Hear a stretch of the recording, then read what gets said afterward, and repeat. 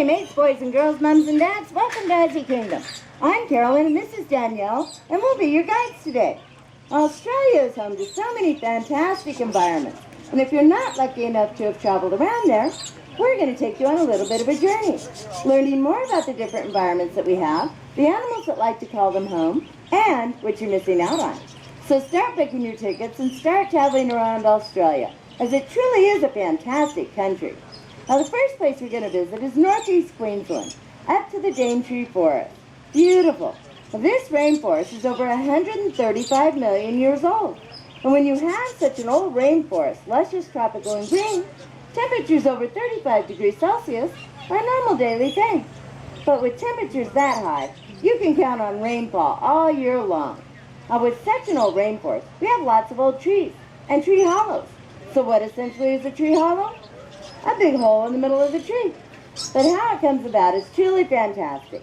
Ants start climbing up the branches fall down, and they continue to eat until they've created a hollow.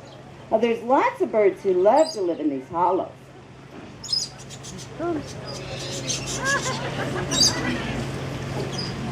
Like the kookaburra. Well, it's the largest member of the kingfisher family. The rolling, laughing call of the kookaburra is one of the best known, unknown animal sounds in the world. The sound you hear in jungle movies is not a monkey, but actually a kookaburra. These guys rarely catch fish. They prefer eating mice, lizards, and snakes. They mate for life, and they can be found living in family groups, as their children stick around for years to help care for the new babies, which is really quite unusual in the animal world. Good job, Grover. Going to prop you away. We have lots of other animals to come out and say hello. Well, moving away from the rainforest and coming down a little bit further, we're going to my favorite place, the outback, dry heat, not humid like the rainforest. And not too many people drive around the outback. And what most people don't realize is when you're driving through the outback, you're driving on nothing but red, hot desert sand. You can drive 500 kilometers every single day with nothing in front of you, nothing beside you, and nothing behind you but red dirt. But there's animals who love that dry heat. So I'm going to bring out a friend of mine who loves that dry heat more than anyone else. And it's Kimba. Everybody, this is Kimba. Now he's what we call a bearded dragon. As the name suggests, he has a beard that goes all the way around his chin. Now he can change the way he looks in the middle of the outback. If a bird was to fly ahead or another animal on the ground, what he would do is puff up his beard to make himself look really big, really strong, open his mouth, and go, bah! But if that doesn't work, he goes to plan B. You know what plan B is? Run. Run as fast as you can. Find yourself a log or two rocks and wedge yourself up inside there. So when you pet him, if you pet him going down this way, he's very smooth. But if you pet him going back up this way, he's very prickly like a cactus. So what Kimba would do is find himself a log or two rocks, wedge himself up inside there, and puff his body up. Now another animal could come along and pull at his tail all he wants, but it really wouldn't do any good because he's gotten himself wedged up in there quite nicely. So what you're looking at is a new age Velcro lizard. Good job, Kimba. Our next guest is Melman, the blue-tongued skink. They're a relatively shy animal, but when cornered, they can put up a bold fight. What he would do is puff up his body, stick out that long blue tongue, and hiss. Now, these guys live in a wide variety of habitats, including deserts, grasslands, and forests. And they're one of the few lizards who gives birth to live young. Now, reptiles are ectothermic, which means they cannot heat up their own bodies. They need the sun or the heat to do that for them. Good job, Norman. Now for my next guest, I'm going to need a really brave volunteer. You have a brave volunteer out here today? Come on up. What's your name? Rylan? You turn and face the audience. Put both hands out, just like that. There you go. Now Australia is home to 7 out of 10 of the world's most deadliest snakes.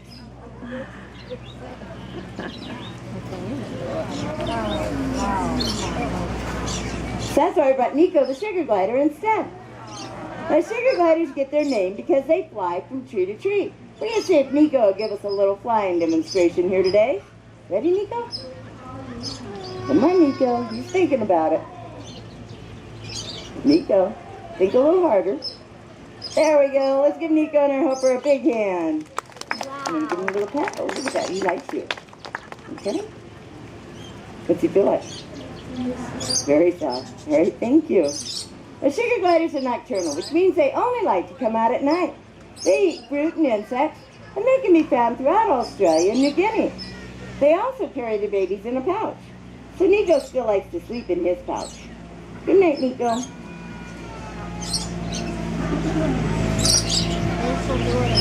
Today we're going to answer a question that I get asked an awful lot. And that's, why are your kangaroos so small? People come expecting to see something about this big. There's actually over 60 different types of marsupials in Australia. And just like dogs, they come in all different sizes. We have 7 different species on display here, which is the largest variety of species on display in the United States. And normally if you're out in the wild and you come across a kangaroo, you pretty much guarantee it's not going to be just one. More like a large group, or a mob as they're called. Anywhere from 20 to 50 animals. Within that mob, there's usually one big boss root, one big boomer. He's like the security guard. He watches over all those girls that are there. Now, as a human, if we're walking through town and somebody comes running past us screaming, we're going to stop, look around, and try and figure out what that crazy person is running from. So rather than just dropping everything, running and screaming, we lose valuable time getting away from something that is potentially dangerous. As humans, we're very curious. Not these guys. One gets up, hops away, they all follow. Ask questions later. And they can hop quite fast. They can reach speeds of up to 40 miles an hour. Each jump covers about 30 feet. And they don't blink the fences. Hop straight over. They can hop 8 foot high in a single hop. Now within that mob, they will fight over who gets to be the big boss root. You guys have heard of a boxing kangaroo, right? Mm-hmm. People are under the impression that when these guys fight, they punch each other, like a boxing match. It's actually a bit wimpier than that. What they do is stand up as tall as they can, push their chest out to make themselves look really big, push their faces back, and slap each other. It's more like a sissy slapping fight, whoever slaps the fastest. And normally it's pretty much one-sided. One kangaroo will win, and he'll stand over the other one to let all the girls know that he won that fight. But if you have 2 kangaroos that are about the same size, that's when it gets a bit more dangerous. These guys can kick. They can kick with such a force that they can break a rib or rupture an internal organ. And that's the amount of damage they can do to another kangaroo. As a human, we don't have a hide as tough as a kangaroo. So you can imagine the amount of damage they could do to our internal organs. Kangaroos and wallabies are all marsupials, which means pouched animals. People come expecting to see a nice big pocket.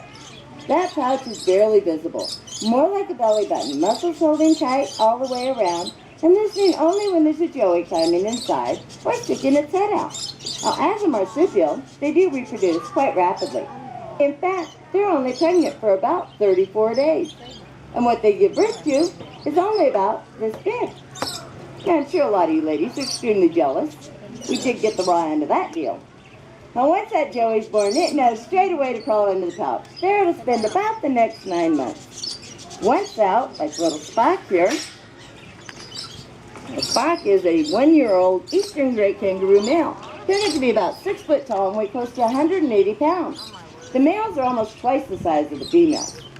So once out, he would go off and find his own mob. If it's a female, it'll stay within that same mob. Now, one day after giving birth, she can actually fall pregnant again. But she can only have one joey in the pouch at a time. So you do the math. It really doesn't add up. You can't be pregnant for 34 days and have a joey in the pouch for 9 months.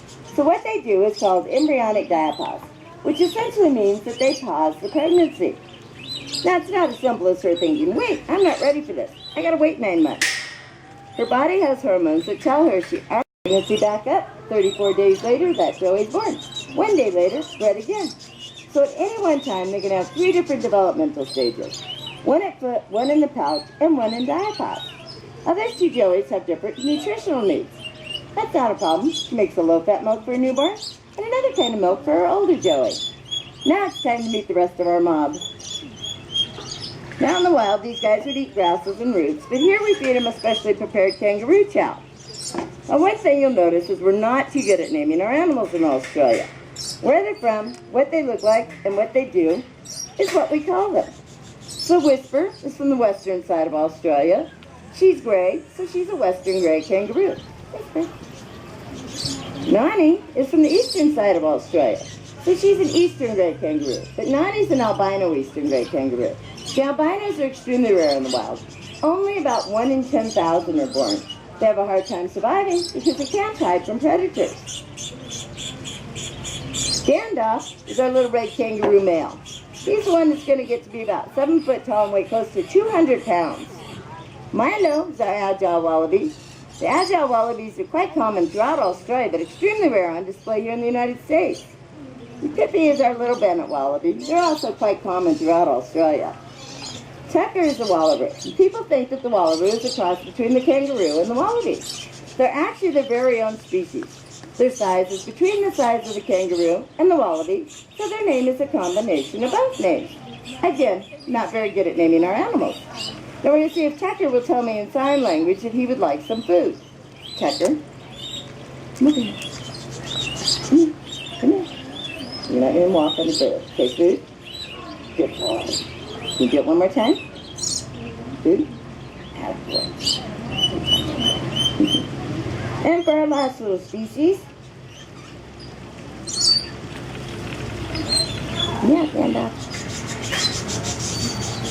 is Frodo.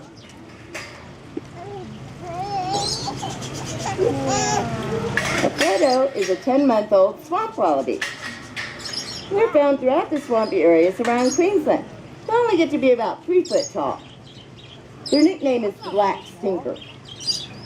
And for our last guest is Taz. Come on out, Taz.